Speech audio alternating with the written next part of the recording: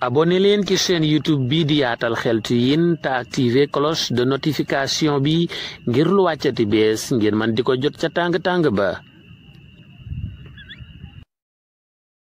assalaamu aleykum wa rahmatullahi taala wa barakaatu.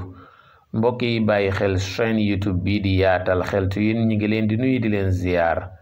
di am mbégte di fas yéene ànd ak yéen ci secret ñaan bu am solo mi ngi jëm ci ku soxla nit bëgg mu fekk si la bëgg mu wuy si la ci lum dul sañ a bañ moo xam ki nga soxla góor la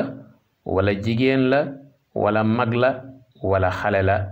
nga bëgg mu wuy si la ci lum dul sañ a bañ ndax léeg-léeg nga soxla nit di warante naan waaw diw mi ndax am naa maqaamaam mu fekk si ma wala déet ndax diw mi su ma ko woowee dina ma wuy si wala déet loolu daal su fekkee dalaa dal nga bëgg jëmm ji wuyu si la ci lum dul sañ a bañ am na foo koy jaare ci ñaan ji nag dañ koy bind mu doon ab téere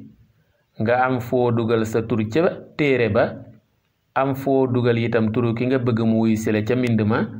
incha allah bu may leeral li ñu bind dinaa leeral yow mi bëgg ñu wuyu si la fooy binde sa tur ak ki nga bëgg mu wuyu si la fooy bind turam waaye téere ba daal su matee danga koy takk ci kaw buntu néeg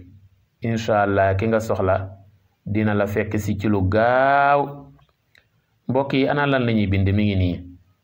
ginnaaw a'uudu billahi min ashaytaani rrajim bismillahi arrahmani irrahim da ngay bind aay bi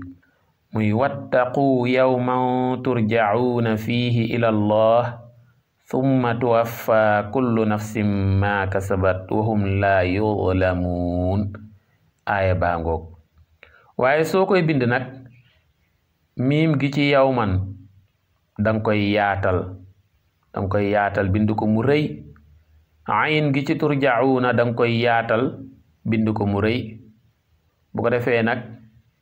miim googu nga yaataloon nga dugal ci sa tur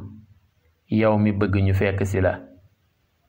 waaw miim gi ci yow man yow mi woote yow mi bëgg ñu wuy si la yow mi bëgg ñu fekk si la sa tur ngay bind ca miim gi ci yow man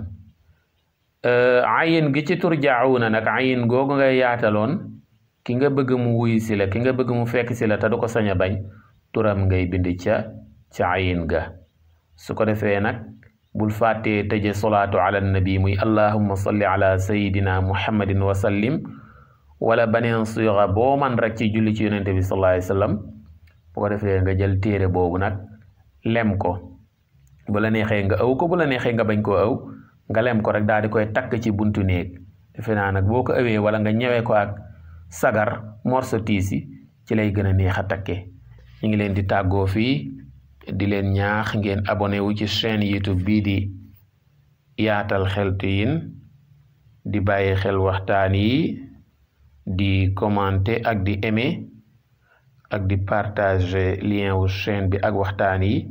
ndax fi la njariñ ya di gën yaatoo jaa ngeen jëf. wassalaamu aleykum wa rahmatullahi taala wa barakaatu.